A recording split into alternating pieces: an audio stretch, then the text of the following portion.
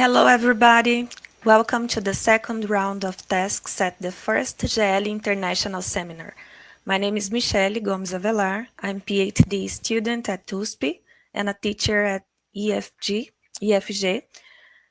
And to make sure you don't miss our next activities, I invited you to follow our channel and click on the bell to activate notifications. To moderate the opening of the second day, let's invite Daniel Ferraz. Daniel Ferraz is the creator of GEELLE and a lecturer at the University of São Paulo. He is also the father of Zeca and João and brother of Danilo, who is a wonderful musician. Nowadays, he studies gastronomy, philosophy, and psychoanalysis as hobbies, just as hobbies, and he loves swimming. Hello and welcome, Daniel. Hi, Michele. Good morning. Thank you for the introduction. Thank you so much. Welcome. Thank you, Michele. Good morning, everyone. Welcome and to our second day. We had a wonderful first day of event yesterday. It was in Brazilian Portuguese, round tables, lots of conversations, lots of dialogue. We invite you to see the videos, the lives. They are all recorded in our YouTube channel, GEELLE. Okay. My name is Daniel Ferraz, as Michele just said, and I am associate professor / lecturer at the University of São Paulo. And I would like to welcome you all to the first International GEELLE seminar. As I just said, today is the second day of our event. It will be in English and Portuguese. We can mix languages. And GEELLE, em português, Grupo de Estudos sobre Educação Linguística em Línguas Estrangeiras, or in English, Research/Study Group on Foreign Language Education, has problematized over the years. So we've studied together in our group for about six years now. So GEELLE has problematized language education and language teacher education in inter and transdisciplinary ways, as you will see throughout the day with the program that we have prepared for you. From varied local contexts in Brazil, we are mostly English teachers and English professors and English lecturers, and we love what we do. We love being language teachers / English teachers. So this first seminar has focused on the dialogue amongst languages, university, and society. So for about 2 years now, including the last, we have lots of lives in which we had this project entitled Languages, University, and Society. So once again, I invite you to see all these lives and to study all these materials. They're all posted online and they're free, of course. Today, we have 2 sessions in the morning. The opening talk with Doctors Fabricio Ono and Souzana Mizan, and they will focus on language education, digitality, the world of internet, and digital colonialism. Amazing, right now, in 30 minutes.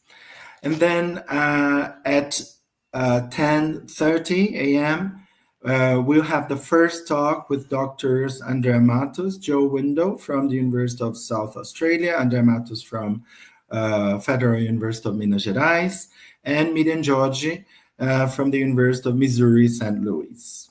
Okay, and then we have a pause for lunch, and then in the afternoon, we will focus on language teacher education once again.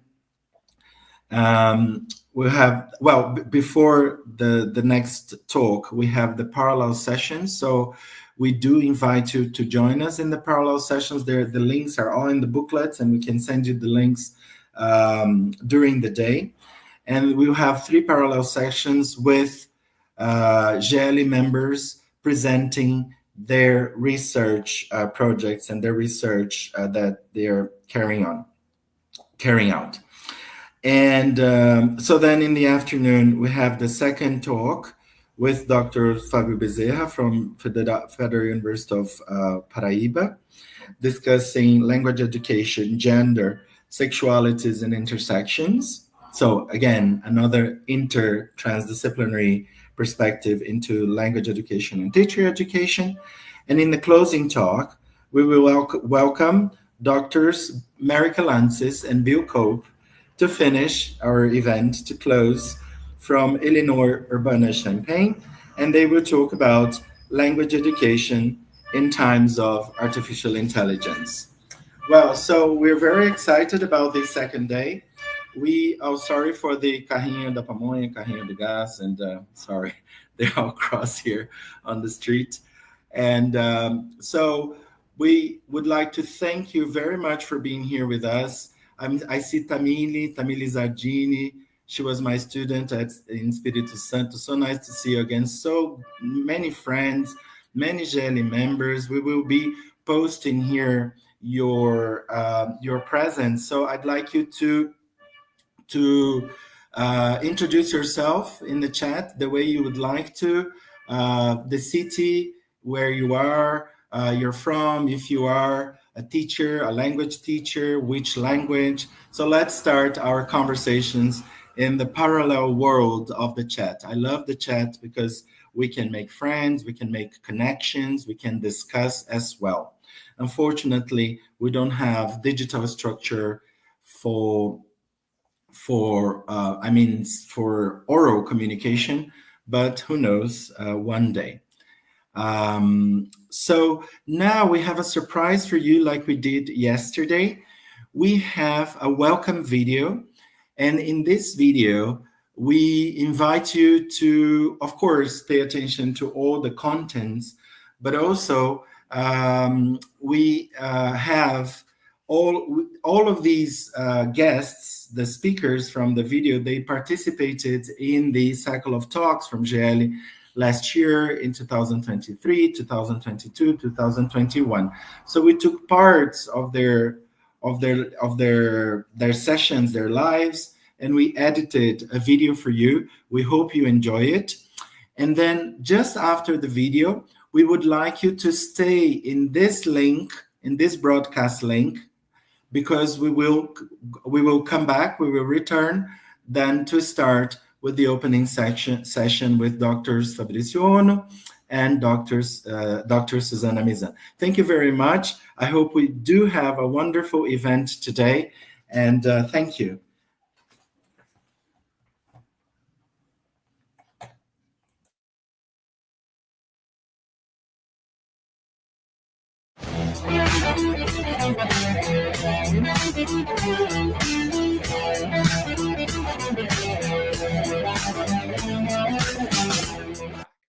And I talked about this idea of the dark side of transdisciplinarity. Can you have the kind of rich emergentism? Can you have your own discipline refracted from the mirror of other disciplines engaged with you? So in the conversation, in the dialogue I had with Daniel, I gave an example of Stephanie Vandrick and I at a Peace Studies conference in New York, where nobody cared, nobody came. They didn't say, why? We're in Peace Studies. Why would we care about second language education and what you have to say about Peace Studies? And so we made the argument that there's a whole series of field internal expertise that we could share with you. So Daniel, I'm losing you on the slide there. So I posed the question, the rhetorical question of, we're reading Foucault, we're reading Derrida, Rancière, we're reading Baba, Sousa Santos. Who's reading Lynn Mario in departments of cultural studies? Who's reading Lynn Mario in departments of philosophy and colonialism? And it's the same thing in Canada. Who's reading, are people in cultural studies and philosophy reading Pennycock? I don't think so. And so it's an interesting problem to consider, I think, posing it as an argument, is this idea of what is lost if nobody is right back to your And so this kind of myth of transdisciplinarity. And it comes in two parts. It's both seeing how your expertise can be reflected back to you, the global flows that Apaduri talks about in anthropology. But also what becomes a problem is you don't become aware of maybe the areas of incommensurability, that philosophical concept of without common measure. And I remember there was an article that Alistair wrote about incommensurable discourses, that they could not be brought together to compare because they really were substantially different paradigmatic notions. So if you have this kind of phenomena that I think we have in language teaching, and maybe in applied linguistics less so, but in second language education, language teaching, where the flow of transdisciplinarity is only going in one. Defendable because of the justice and the kind of freedom that nevertheless it promotes. So for me, the same is school. So if school is doing something, let's try and for me, it is about the kind of learning that is realizing a certain kind of equality and freedom. And in that sense, let us make school, even if it is not, and it certainly is not the most efficient and effective way of learning, but it is maybe the one that realizes most freedom and equality. But we have to reinvent it, just as we have to reinvent also democracy, or are reinventing democracies in many ways today. So, but it is about a kind of reinvention with the means that we have, and so. And probably what Lynn was referring to is that this reinvention is not an issue of experts that are dealing with this question, but that it is a kind of common study practice and exercise practice that we have to develop. So in that sense, school studies could be something interesting to relate to teacher education, not just to fix on the teacher, but on school making. What is it? Another project, however, that it is not another break in the wall, right? It cannot be another break in the wall. Just for this other project, I would like to suggest, I would like to tell you about some of the questions that I have to myself and invite you all to think about them, and maybe we can have our discussion after that, such as, are we going to study 4 hours per day? Are we going to study 8 hours per day? Are we going to teach 8 hours per day? Are we going to have just one teacher per discipline from now on, or in a future project of education? School classes every day. Should we have a school class? Should we attend classes every day? Are we going to keep up having box-like classrooms? Are we going to study in buildings? Are we going to have hybrid teaching and learning that is now in remote education and also in presential education? Are we going to follow Eurocentric curriculum? Are we going to have a core curriculum? Does it make sense in a country with the dimension that our country has? Why do we have 12 years of basic education? Can I say something in relation to that I have learned with Menezes de Souza, that I think there should be a difference between education and schooling. Education, every parent gives. It's immanent to the way we bring up our children. Now, schooling is a whole different business. Schooling is about homogenizing kids. It is about teaching what is normative, what is the standard, while somehow practicing epistemic violence on the knowledges and languages and cultures that the kids bring from home. This has been a question that has occupied my thinking for quite some time. What does education mean, and what does schooling mean? They mean different things, and everybody gives and education and educates his or her kids. Mm-hmm. I have a quick question for you, Professor. So I'm aware of those distinctions. I just want to hear your opinion. It seems as if there is a role of schooling. Do you see a role of schooling for you? So I have conflicting opinions on schooling. On the one hand, in Brazil, the Ministry of Education has been pushing for homeschooling in a society of deep social injustices. A range of issues. I mean, there's the other issue that I was also thinking about it when Lynn Mario was talking earlier about the sort of skepticism and so on in critical theory. And there's this other side of conspiracy theories. And I think it's another thing we need to do a lot of thinking about, like how does critical work that's skeptical relate to conspiracy theories that are also skeptical, right? Saying, we want our freedom. We shouldn't have to be vaccinated. We shouldn't have to wear masks. We think this is actually a government conspiracy, blah, blah, blah, right? And you think it's sort of, where does that relate to critical theory? And we need to do some more thinking about some of this stuff. And some of that goes back, there's a very interesting paper by Bruno Latour raising this question of what are we doing in critical theory in relation to questions of truth and so on, and we need to reclaim some of that.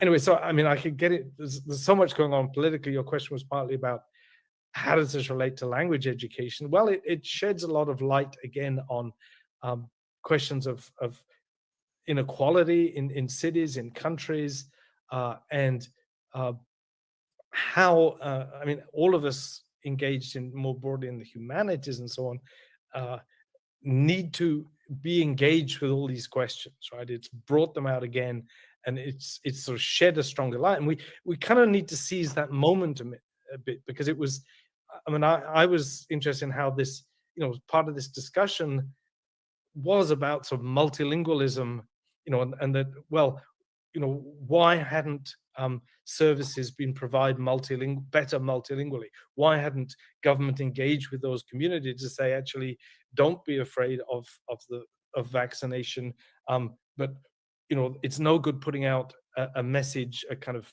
patronizing message in English or maybe in a few other languages. You need to engage with communities who are worried about police, right? Because you started getting policing of particular areas of Sydney. And people say, well, then it's okay. It's just the police to make sure you're following lockdown rules. And people say, well, we're afraid of police. Police are a threat to us. You think, right? Yes. I mean, it depends where you are in the city, what your background is, what your languages are.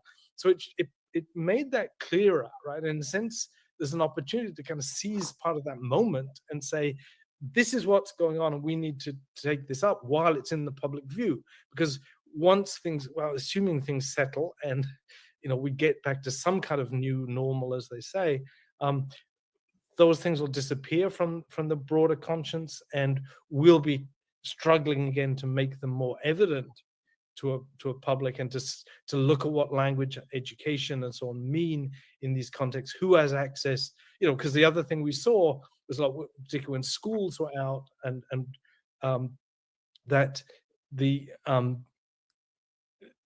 different people had access to computers, internet, means of communication, and so on. And this was, of course, very unequally distributed again. So some people whose parents were homeschooling. There was a lot of exclusion at the time of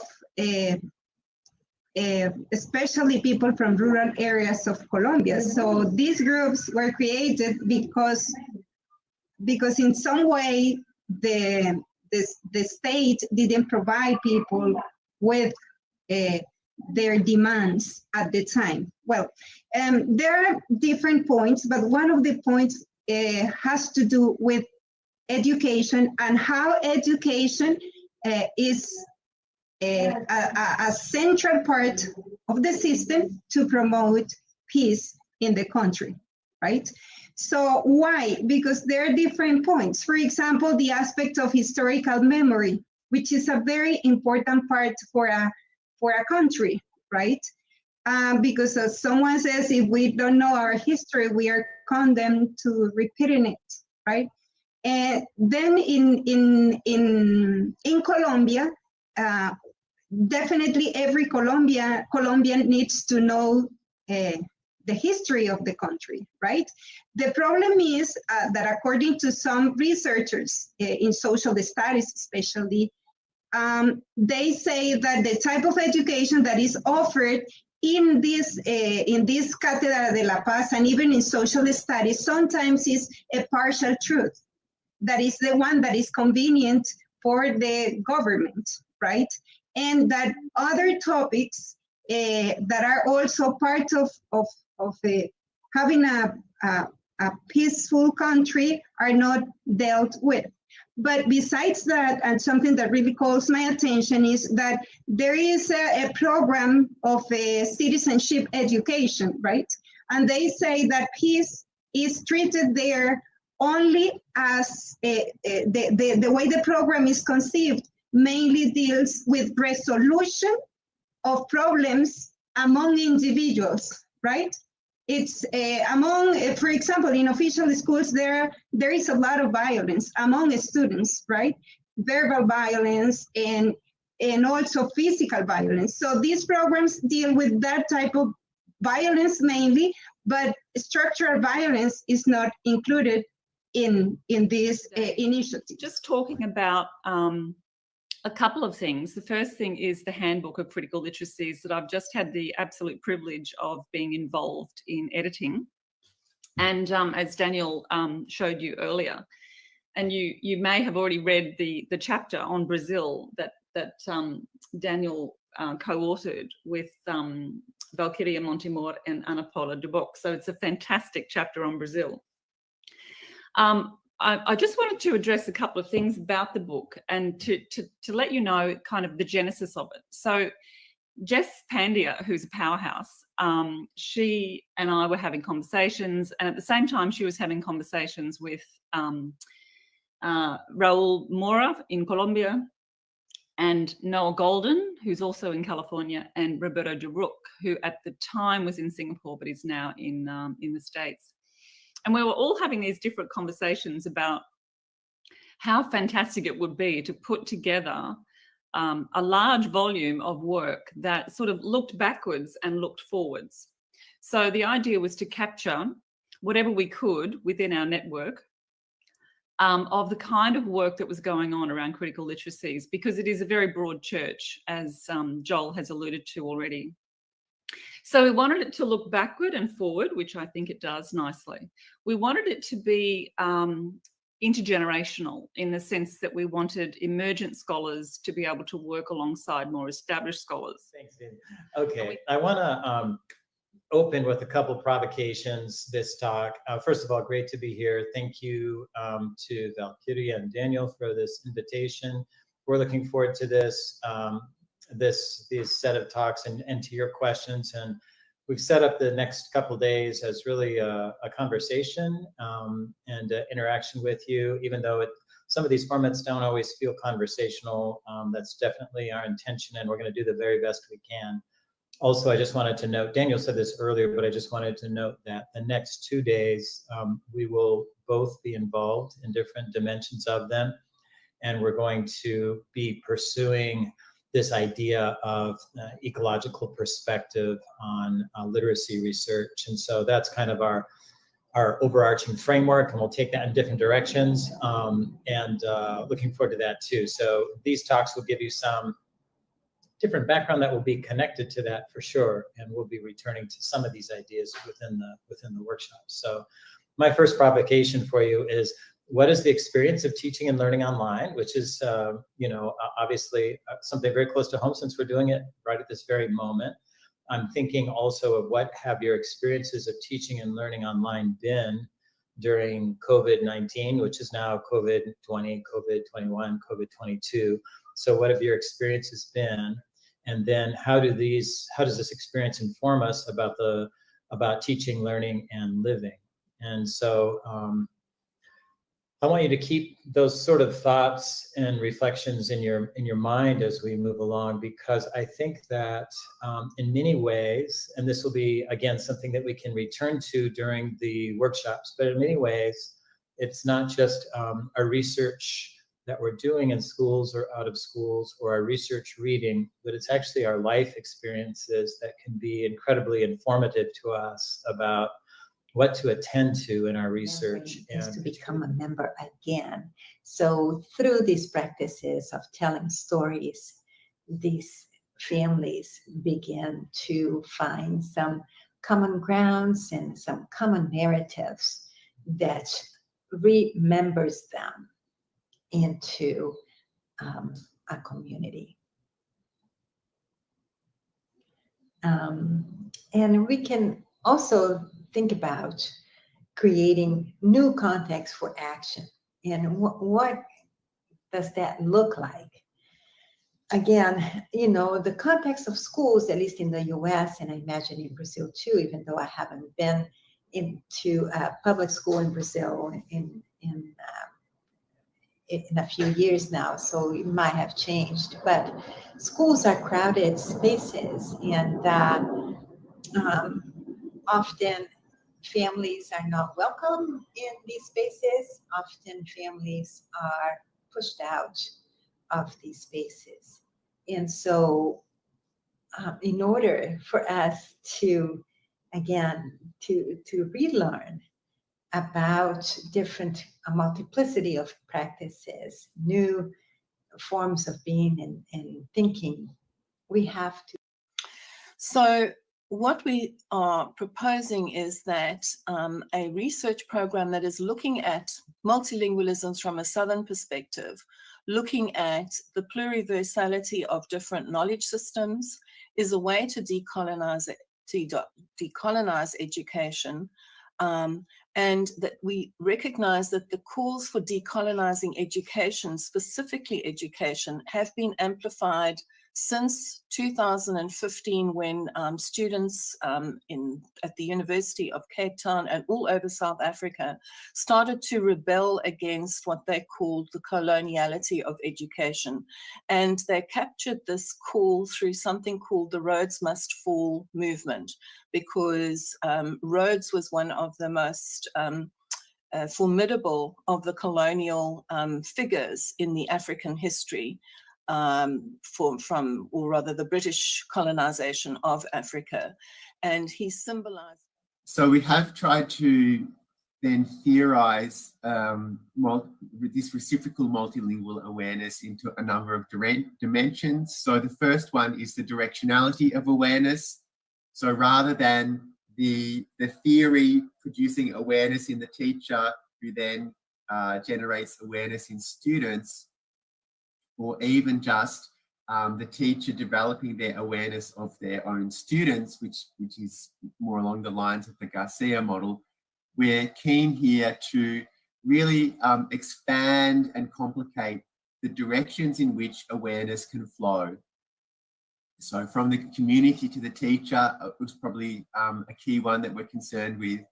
Amongst students, particularly when we have monolingual students and multilingual students, and those multilingual students are devalued or laughed at, and teachers may be bystanders in those kind of situations. But also the reverse, if we have teacher education should include something, or make important something like what I would like to call school studies. So how to make school, which is not completely the same for me as how to teach. So, but how to make school, and so using these, and I think it cannot be without digital means today. So it has to be, you have to think about it. But precisely therefore, I think it's important to have a kind of what we would like to call a kind of touchstone. So something that you can also, are you actually making school, or are you doing something else? And so, and it's something like, I've said it many times, I think, not in this talk, but in many different occasions, that for me, it's very close to the issue of democracy. So you could say that, of course, there are probably many ways in which we can think about democracy and what democracy is, and democracy is debated. And democracy is not the most efficient way to organize our lives. Probably it is much more efficient to do it in other ways.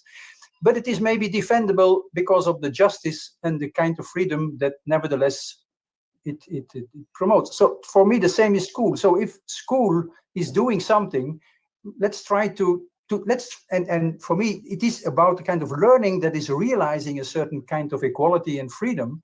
And in that sense, let us make school, even if it is not, and it certainly is not the most efficient and effective way of learning, but it is maybe the one that realizes most freedom and equality. But we have to reinvent it, just as we have to reinvent also democracy, or are reinventing democracies in many ways today.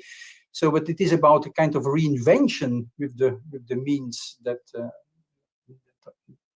we have. And so, and probably what Lynn was referring to is that this reinvention is not an issue of experts that are dealing with this question, but that it is a kind of common study practice and exercise practice that we have to develop. So in that sense, school studies could be something interesting to relate to teacher education, not just to fix on the teacher, but on school making. What is it about making school?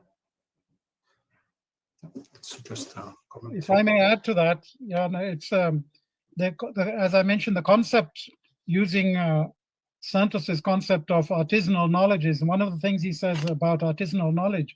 It's not isolated in a classroom. It happens in media res, in the middle of things ongoing. So it doesn't separate. It doesn't have this disciplinary separation that modernity has taught us. That now we're in school, now we're not. Now we're doing history, now we're doing geography. So these things are happening around us at the same time as we are focused on something, and they will be influencing us whether we are conscious of it or not. So that creativity is not necessarily an intentional creativity. It's a creativity that will occur once our modernistic borders and boxes have been broken down. So we can have crossings of knowledge, which will show us new ways of doing things, which women teachers have had to do by looking after their kids and teaching students online and housekeeping and whatever, all at the same time.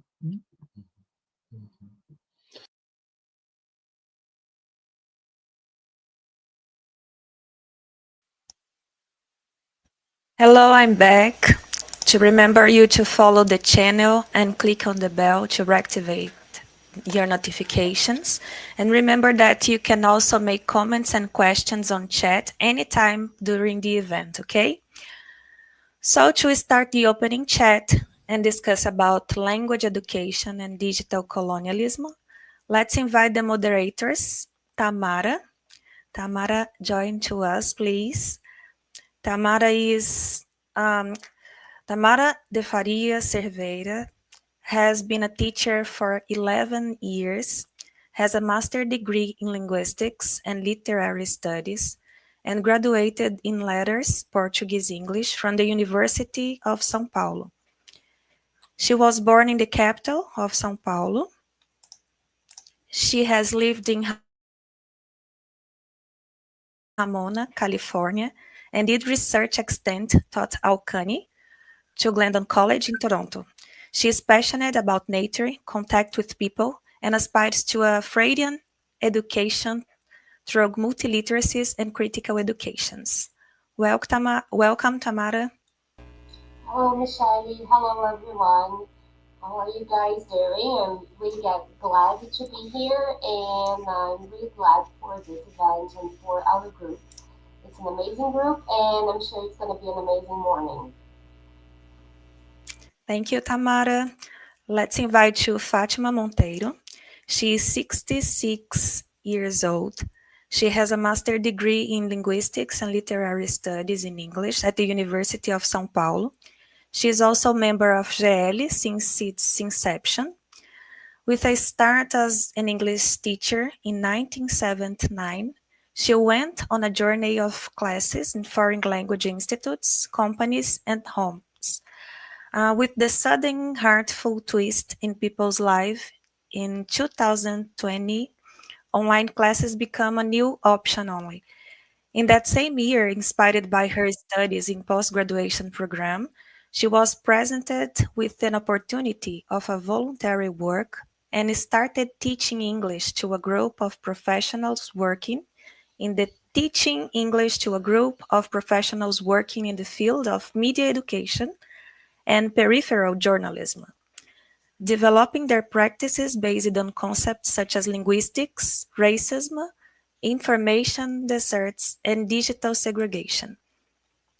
Thanks to the affection and supports of her daughter, the love of her life, the purring and lap time of their cat, and the secret admired Manolita Cochabamba, Acanoli, and also she thanks to the constant support and generosity of the family of good friends she has.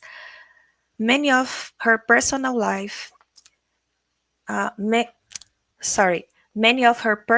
and professional life's dreams have come true. To face her life challenges, especially the most unexpected ones, ice cream and pudding are essential. Wherever she can, she go up and down at least 7 floors to take her mind on her problems and be able to come back and eat more delicacies. Welcome, Fatima. Thank you all. Good morning to everybody. It's an honor to participate in this important event with Professors Souzana, Mizan, and Fabricio Ono. My special thanks to Professors Daniel and Luciana Fonseca, Daniel Ferraz and Luciana Fonseca, and to my dear fellows, Tamara, Michelle, and Tiziana for this wonderful backstage work, always by our side, wonderful job. To me, GEELLE is translated into affinity space, where we may enjoy moments of important social learning.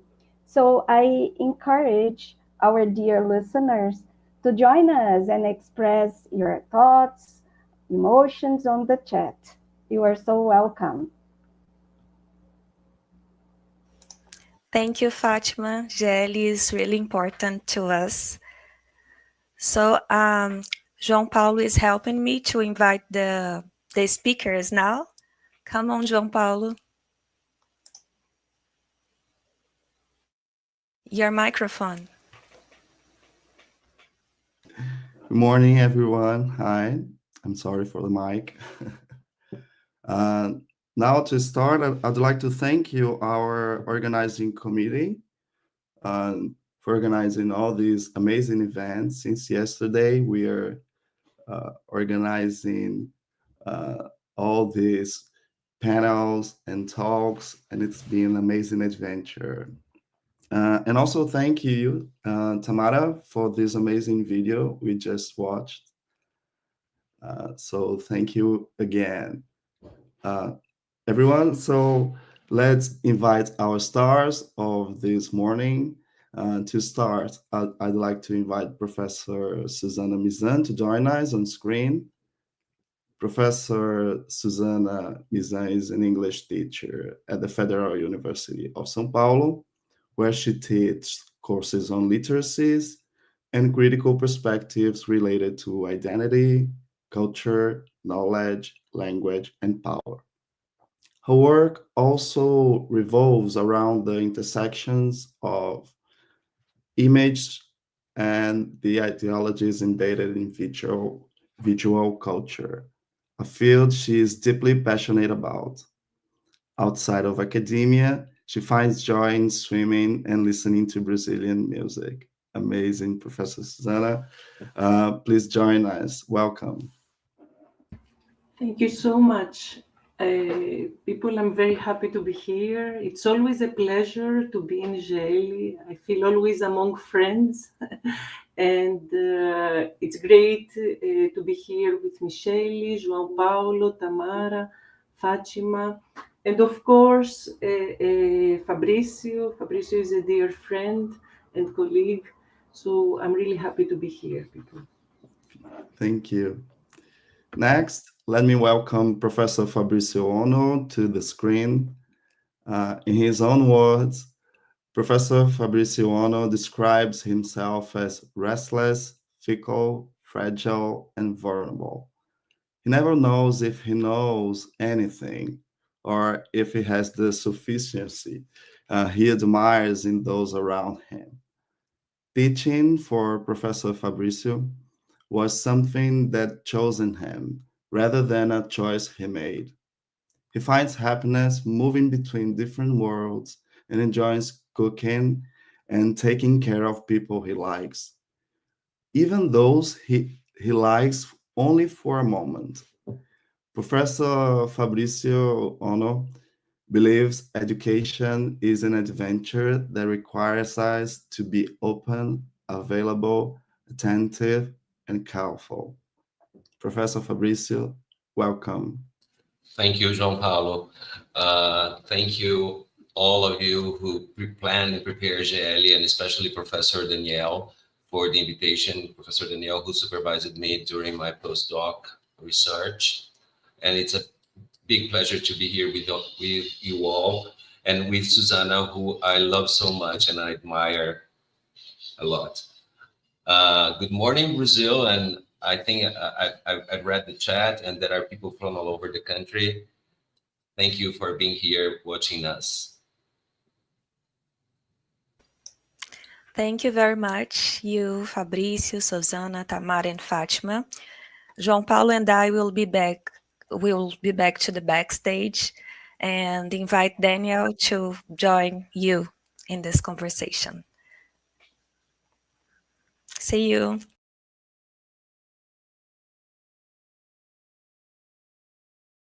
Okay, let's actually start. I'm very happy to be amongst friends and ex-supervisees, and this talks a lot about GEELLE.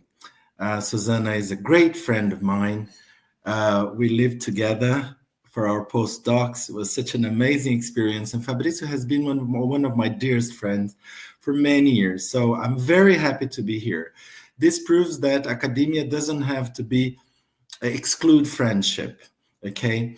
And by the way, Fabricio and I will be teaching next year a postgrad/graduate course on autoethnography and language education. So it will be online. It will be, again, we will do it once again, this course, so it will be amazing. Guys, let me briefly talk to you about how we designed. It's very similar to yesterday, okay? In which, let me just double check with Fabricio and Souzana and João Paulo. We will start with the images and a little bit of warming up, your provocations, right, Sue and Fa? Yes? So, very similar to yesterday, guys. We will start with Fabrice, Dr. Ono's and Dr. Mizan's provocations. They have a couple of minutes to start, and then we will invite Tamara and Fatima to ask GEELLE questions, but we also welcome the questions and comments from the YouTube chat, so we can mix the questions, right, Tamara and Fatima? We can maybe, complement the GEELLE members' questions with the questions from the chat. Okay, so who would like to start, Fa or Souzana, with their initial conversation?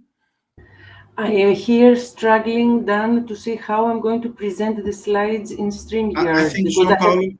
I think we have it. Do we have it, Michele? No, I'm going to send them to you, Dan, through WhatsApp. Is it okay? Yeah. So maybe we could start with Fa, Fabricio. Fa, we do have Fabricio's image, guys. Yeah, it's the image of person.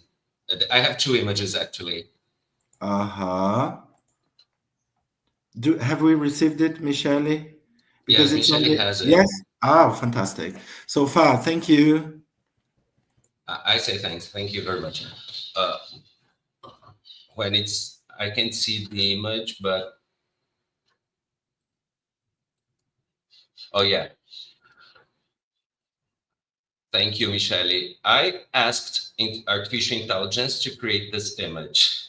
Like I asked it, like, please describe or make a picture or create an image with half of a brain with half human and half made of smartphones. This is something that has been intriguing me for some time, and all of us, of course, since we started discussing technologies in our daily lives as educators. I think we have serious problems nowadays, which go, and I'm trying to delve into these questions and these problems. It's an area I'm trying to get into with attention and being really careful. And I'm going to show the second image, Michele, if possible, because it has to do with the theme of this opening chat, of this opening conversation. So when I read this article, which was published 5 months ago, entitled, "None of us saw digital colonialism coming.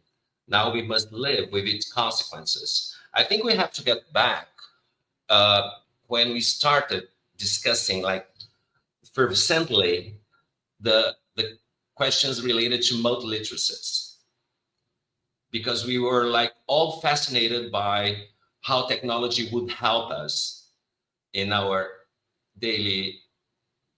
on a daily basis. I mean, in terms of educating people, but we forgot that it would be perverse. So that's something I would like to provoke you all to start this conversation, to bring here today, to provoke we all, because I think we have some fascination for the surface, but we have to go deeper into this. Why do I say that?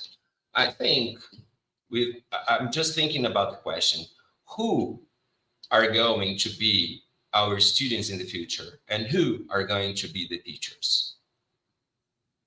I don't know. This has been like affecting me a lot, because in terms of educating teachers for the future, I can't close my eyes to this. And we have been facing serious consequences of this digital colonialism. I'm not going to say something about big data or big tech. I mean, data. That's not. I can worry. I worry about that, but I don't have the power to create a war. But what we can do as educators for this? Someone is being benefited all the time by all the technology that surrounds us. So we've been seeing that this is part of some educational context in Brazil, like as Daniela said yesterday about the state of São Paulo and Paraná, for example. We also listened to Professor Valkyria mentioning the need for us to rethink the Letras courses in last afternoon. We also had Jamili saying about but other cosmologies, if I'm not mistaken. And we also had in the video that was played this morning, like Professor Lin saying about the creativity. But what do you want to call attention is, do we really have enough tools to go deep into these questions as language teacher educators?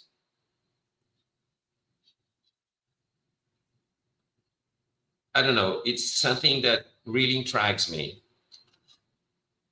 And that's how I would like to start this conversation. I don't know if I have just 1 or 2 minutes to show a video, and then we start with the questions. Okay, Michelle, you can play the video, please.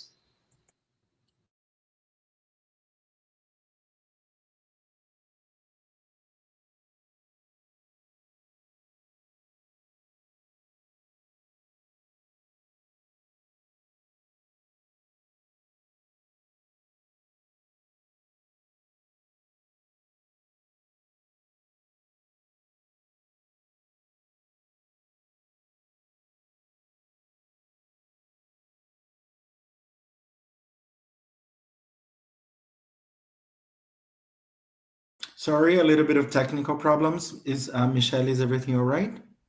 Is the video ready? Oh, yeah, just wait a second.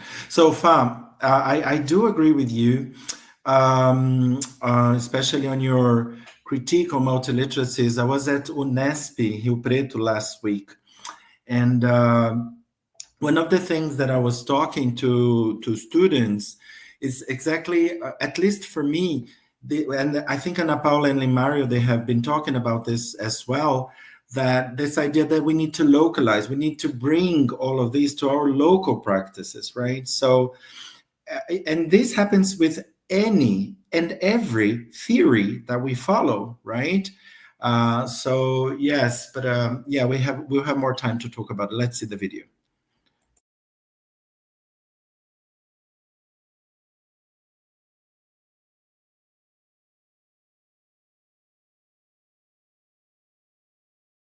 There's no sound, Michele.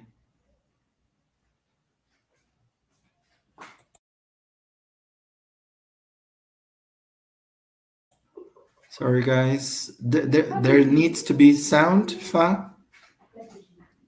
There's a subtitle. I think it's okay. There are subtitles. Let's try to fix it. What's going on? Michelle, yeah. Okay. So do you want to respond to what I've just, this need of... Oh, how the term self-care was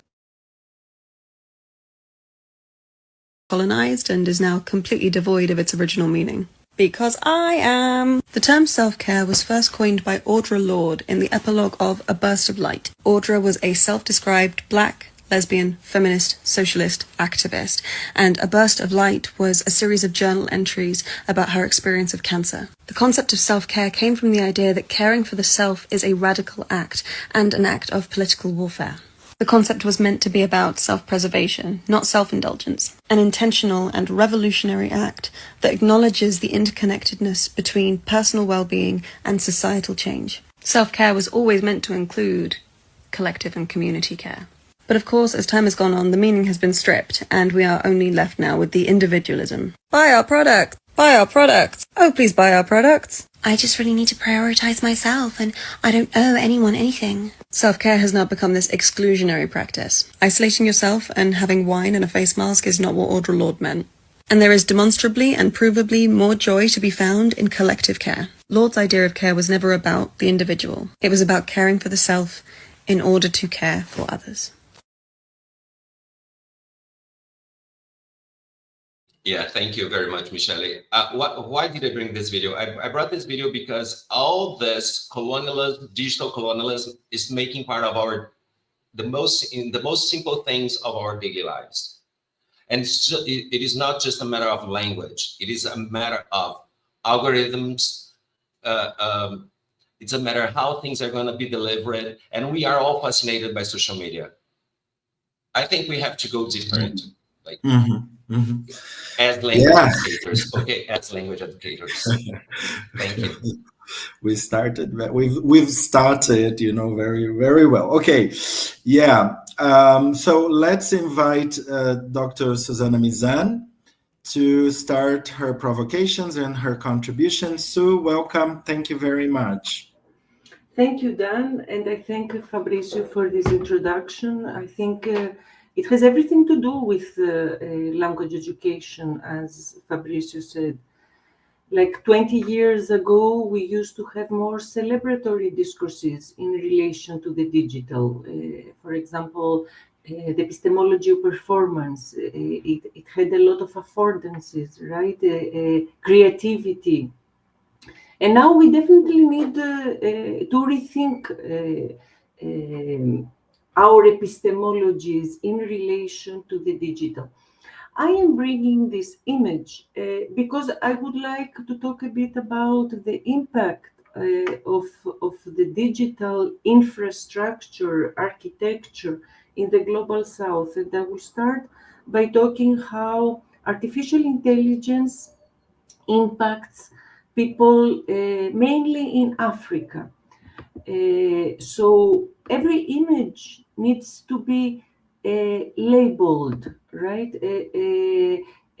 There are people constantly, workers put tags in each image that circulates, because this is how artificial intelligence is trained. And most people that train artificial intelligence people are situated in Africa, mainly sub-Saharan Africa, where you can get cheap labor. People sit in front of their screen the whole day long, tagging people, car, roads, to train artificial intelligence, especially for cars, for self-driven cars, or to train artificial intelligence to produce images like the image that Fabricio just projected here. So Western tech firms hire people in sub-Saharan Africa as cheap labor. También there is this part of content moderation. For example, if you look at Facebook, many times you see that certain content has been removed. So there are people constantly sitting in front of their screens, working with graphic videos of murders, rapes, suicides, child sexual abuse, in order to remove this material from Facebook. Where is this done? It is done mainly in countries where cheap labor can be hired. And of course, Fabricio already mentioned the architecture of the digital, right? We have the GAFA. Now the name can change, it doesn't matter, but there are 5 or 6 big data companies surveilling our lives, collecting our data, closing us in echo chambers. Fabricio mentioned the multiliteracies theories. One of the most important part in the multiliteracies theories is the contact with difference, right? The contact with alterity, the relationship between identity and alterity. This is disappearing because we are constantly closed in our bubbles. So we only communicate with people that are identical to us, people that have very similar ideas to us. Also, the softwares are proprietary. Most of the softwares that we use, we need to pay for them. We cannot access their code, right? We cannot change anything. Like if we don't like something on Google Meet. For example, on Google Meet, you cannot project and see the people in the space, right? In the room, right? You have to be somewhere else, but we cannot enter the code of the program and change it and make the changes that we would like to have. And of course, speaking as an educator and seeing how universities all over Brazil, all over the global south, mainly during the pandemic, adhered to big data companies such as Google or Microsoft that are constantly collecting our data, and probably artificial intelligence is reading this data, and they will be offering to us educational products for us to consume. So we have been turned into a space of extraction of information and of consumer economy, right? We are consuming those big data companies. We are not the ones creating, managing, etc. I would like to start with this talk, and then maybe we can expand on these Also, issues. Souzana, we have been discussing in many contexts, many research groups that are connected with, that are, I mean, studying digital colonialism or digital literacies or digitality, how this has a huge impact on education, on language education, but on education in general. So we've been talking a lot about this platformization of education in many contexts, such as in São Paulo State, and also this is political because eventually I saw something yesterday about a cut in Paulista in São Paulo's education of 10 million or 10 billion. So of course this has to do with this move of, you know, some areas or some, especially in humanities, they're not that important as technological areas. So then you dismiss and then you replace all of these teachers for artificial intelligence and technologies and all this. So we have to be very careful and be paying attention to all this and how we will, I don't know, respond to how we will manage all this, right? So I will leave you guys. Dan, excuse me. I have two more images that I would like to sorry. show. Since you talked about the Amazing. platformization, Yeah, I have yeah. two images. The next image, Michele, shows is the platforms in Estado de São Paulo, right? Look at the number of platforms that students have to access and have to have their frequency registered, the engagement. Do you see this BI? This BI, people measures the whole engagement of each student with the platform, and you get a number here. Every Monday, each student gets a number. And do you know that BI means? It means business intelligence. It's like a huge platform that controls all the other educational platforms. So we think we can solve our educational problems through the access to different platforms. But yesterday I was listening to Valkyria and Clarissa. And Clarissa and Valkyria, they were insisting on the relationship we have to build with our students, with teachers. It is as the digital, the platformization can solve problems of education. I think this is a very shallow approach to how education in Brazil can be improved, can be boosted, etc.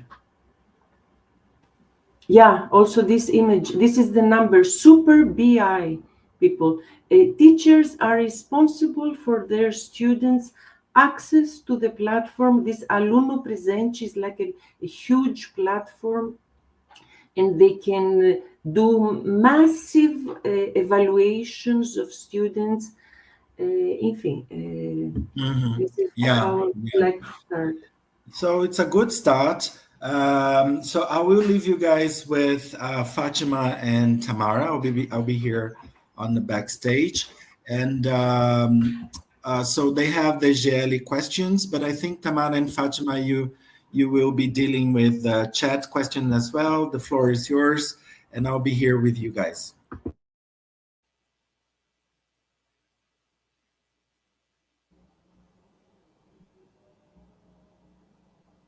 Tamara, your microphone, please.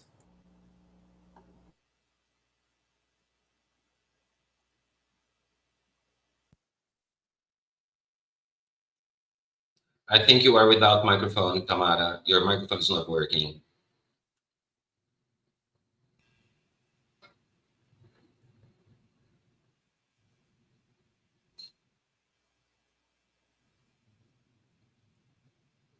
Yeah, I think her mic is not working, people. Yeah. Tamara's mic is not working. Excuse me, Tamara, would you rather have my way here asking the first question and we swap questions while you sort it out? Thank you. Professors, could you please briefly talk about your recent research projects? You go, Fab. Yeah, actually, I've been trying to get into these themes of digital coloniality through language. I mean, because if we think about digital coloniality, we are going to think about data or big text. Or no, I worry about language, and that's what I've been trying to stimulate my students to research about. It's not only me, but I think it's not only for me, but I think it's for everybody. And that's what I've been thinking lately. And because I've been asking these questions every day, I don't have questions for these things. We're not going to make a war with the big tech companies, but we have to act. I don't know how we're going to act as language educators, especially when we think about we are in the English language area. I mean, myself and other colleagues here, and that's what I've been interested in nowadays. Yeah, I agree with Fabricio. I like to check the language of artificial intelligence, ChatGPT. And there are many things that we can teach our students through the use of artificial intelligence and the creator of language. We are language educators, so we need to get in touch with this artificial intelligence. It is language, right? So there are many things that we can observe by accessing the platform and asking it, for example, to correct our emails, correct our WhatsApp messages. I have paid attention that ChatGPT, for example, prefers a more how can you formal language, right? It changes my emails to make them more formal. And it is also interesting, like, to see what kind of narratives the platform creates. For example, I have this extension course that is for language educators in English language for the first years of schooling. And one of the activities I developed with them is a 6-word narrative, following the example of Ernest Hemingway that won a prize for a 6-word narrative. Now, if you put this example, Ernest Hemingway wrote baby shoes for sale, never used.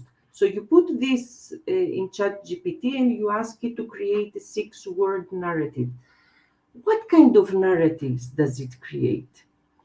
Who are the main characters? What are the main characters doing? What is the plot in the 6-word narrative? And we can see that the narratives that ChatGPT creates have a very Western perspective, the kind of fairy tale narratives. I mean, it's language. As Fabricio said, we need to get involved, we need to interact with it, in spite of knowing that while we are using it, we are training it, right? So this is in relation to what we are talking about. This is one of the fields of interest that have been occupying my research.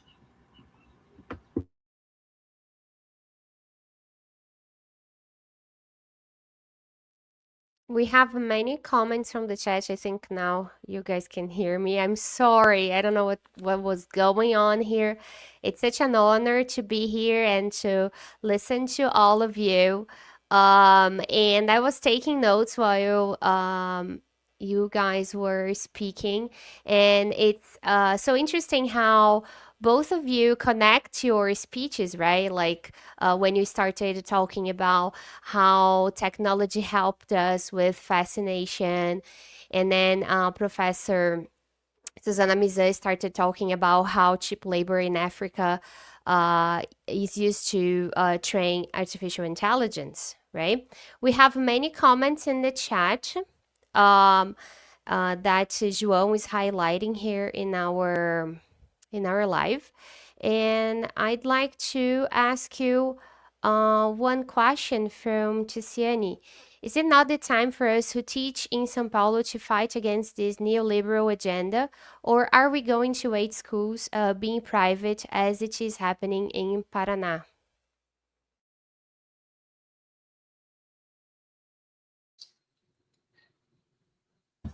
Fab, would you like me to go first? I don't know, Souzana. No, you go. You go. Yeah, actually, I don't have a question for this. I don't have an answer for this, but we have to act. For example, how are we going to act? I don't think we're going to fight against this neoliberal agenda. We don't have the power for this. Unless we like stop everything and go to the front of buildings and stay there like with a very good, a big movement. I think the problems are others, are bigger. I mean, not others, but bigger than this for us. And it all starts with a digital world, like the way we think, the way we position, the way, etc., etc. That's, I think, that's the thing. That's the core of language education for me nowadays. That's what I worry about language education. I don't know, like Souzana, sorry. Yeah, I go along with that. People, edutechs are taking over, and as we have governments and local decision makers that go towards this very neoliberal take on education, right? Hiring private edutech companies to take over education, right? So where is the human touch? We in literacies, we talk so much about relationship, about emotions, right? We tend to see our intellectual work not focused on our head, but it is all over our bodies. This has to do with human touch, right? With human relationships. Those things are disappearing. Teachers are kind of inspectors. Did you enter the platform? Have you been engaging enough? What kind of percent are you getting? So many of the theories of that we have been talking about, literacy theories, have been seen as less compared to what tech companies, educational tech companies can offer. And I think this is something very critical. I don't know if it's going to change. I think the tendency is to get more and more intense.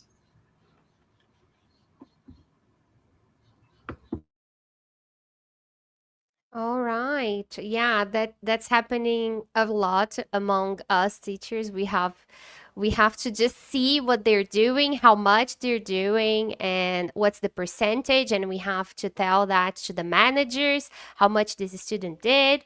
So it's just really interesting how things are going nowadays, right? We have many comments in the chat. I don't know if you guys are taking a look. a lot of questions. And the next question here we have is thinking about the themes of this opening talk. How do you see digital colonialism in language education or language teacher education in Brazil? Also, I'm gonna also say another one that we have here from Cecilia Mendes, perpetually out of balance. It is possible to dig literacies to empower users to advocate for tech platforms that truly support collective well-being.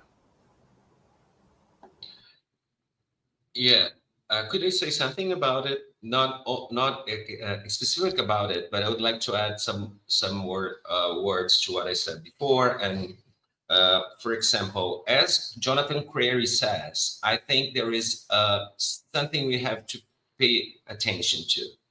It's the way the digital colonialism penetrates our daily lives, and you don't feel it because it's like it invades several spheres of our own epistemologies, and we are having problems to have in-presence, face-to-face meetings.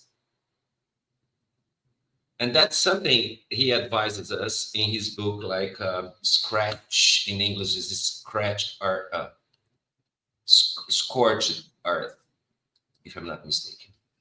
And I would like, besides thinking of this question you asked us, I think we have to rethink our relationships with technology, with people, to understand a little bit more, and to provoke, to promote, to question, and to act.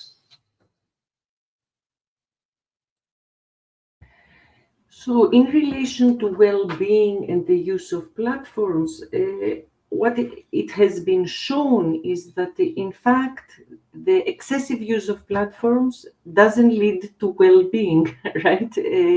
In fact, it closes us in our own worlds. It makes us just keep a conversation going with people that are similar to us. And Fabricio mentioned this book, Scorched Earth, because technology seems very clean, right? We are here discussing everything. We don't think we are polluting, right? But in fact, every time you send an email, you send a WhatsApp message, or you ask ChatGPT some question, there is a lot of activity going on in Silicon Valley in those big data companies. This activity heats the world. How can I say? There is a lot of heating that needs to be cooled. You need to have big air conditioning, cooling cooling methods, right? Now, in order for you to have these cooling methods, you need to extract energy resources, such as lithium. Those resources, people, are mainly being extracted in the global south. For example, in the Valley do Jequitinhonha, you have a big lithium, how can you say, resources that are being constantly extracted. In order to extract lithium, you need a lot of water, but that area is very dry. The same is going on in Bolivia.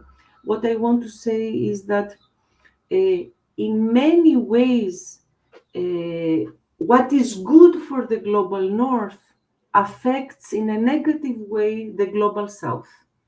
The electrical cars are there. I saw a lot when I was in London. In the global north, they are using the clean green energy, but resources are still being extracted from the global south. So well-being is for some, but not for everybody.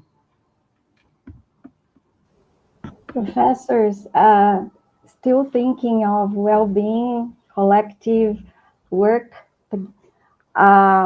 Tiziane Rafaela de Andrade Moreno comes with an important question concerning our context. How are we teachers creating digital literacy practices that aim collective care? And Dani Santos also brings the question how to use AI without compromising our ethics and privacy.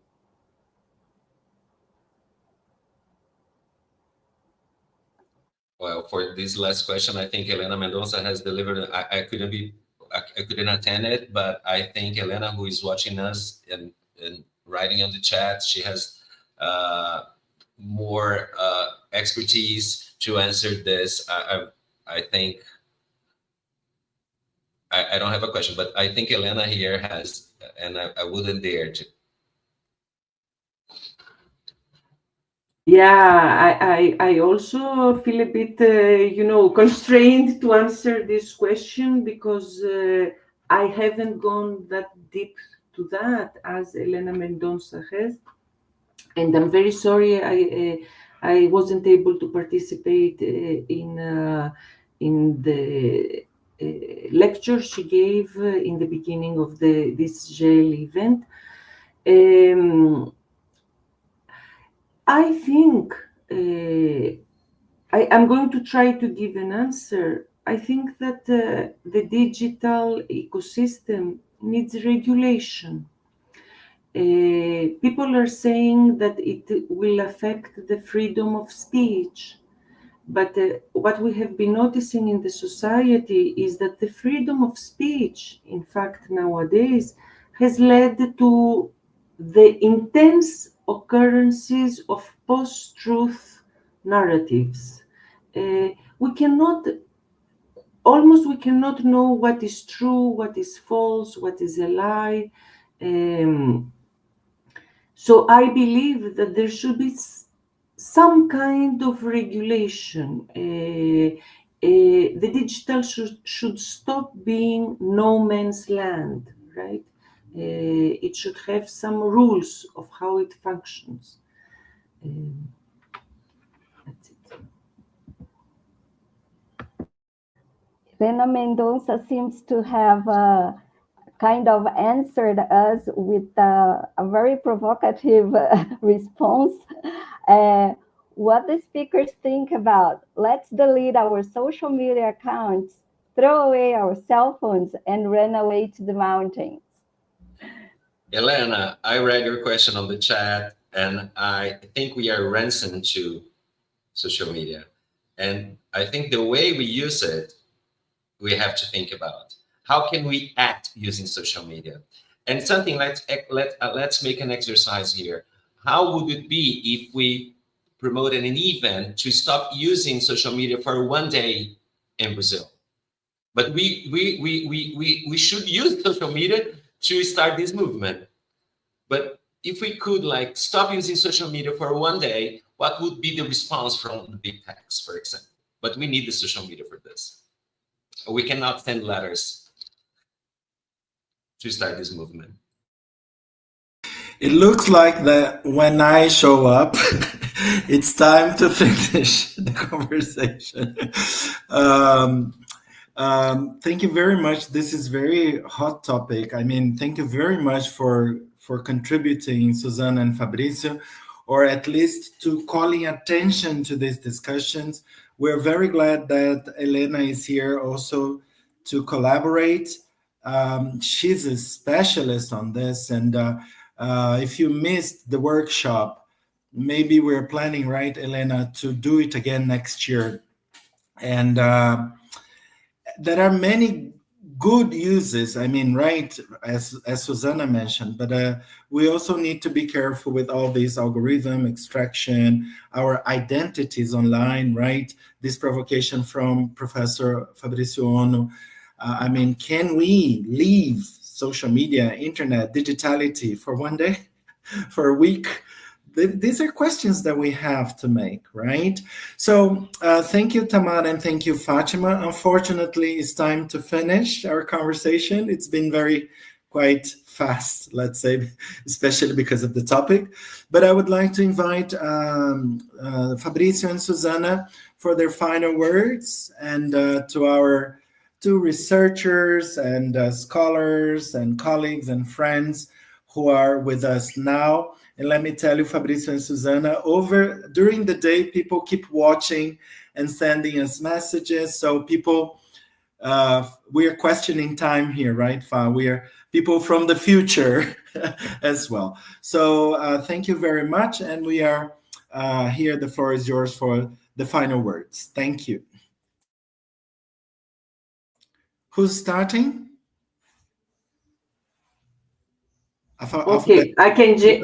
Let's change the order. First of all, I would like to start my final words by congratulating the organization of GEELLE. I have been watching the sessions. It has been excellent, an excellent event, very in a very conversational manner, and I really appreciate this approach. I think we need to simplify the language of the university, of the academic life, so the society at large can access what we are talking about, can understand what we are talking about. We need more to popularize knowledge produced in our academic environment, and I think GEELLE does that very nicely, makes a rupture in the way academic events happen. So congratulations. And in relation to digital colonialism, people, I think we need to inform ourselves about everything in life, right? We cannot use things or inform ourselves constantly only from the social media. People don't listen to news anymore, don't read newspapers, don't read books. People access their knowledge only through the digital. I think this has created situations such as the spread of the extreme right, the emergence of the post-truth phenomenon. So I really think a more serious access to knowledge should get to be more legitimized, right, in our societies. Thank you very much for being here. It has been a pleasure. Thank you, Sue. Fab? Yeah, thank you very much. It was a pleasure and a challenge to come here and talk about this theme this morning. I'd like to thank you again. And I would like to read a short part of Crary, just as a way for us to reflect about. If you don't mind, can I? Of course. Okay, the value of a face-to-face encounter has nothing to do with some misplaced sense of its authenticity compared to telematics or other kinds of remote contact, which have their own authentic features. Rather, the direct encounter between human beings is something other than and incomparable with the exchange or transmission of words, images, or information. It is always suffused with non-linguistic and non-visual elements, even when unexceptional or unmindful. The face-to-face meeting is irreducible basis of the life world and its commonality. It is charged with the possible emergency of something unforeseen that has nothing to do with normative communication. An encounter does not occur in empty space, nor it is bounded by the frame of a screen. It is an immersion, an inhabiting of an atmospheric affecting every sense, whether consciously or not. This kind of meeting, this proximity, is literally a conspiracy, a breathing together. So I think we have to rethink the way we are together as humans, as community. That's the way I would like to think. Yeah, the human side of the digital. Thank you, Fa. Thank you, Souzana. Thank you, Tamara. Thank you, Fatima. We will rush to the other room. Just jump. And then thank you very much. Michele, can we end the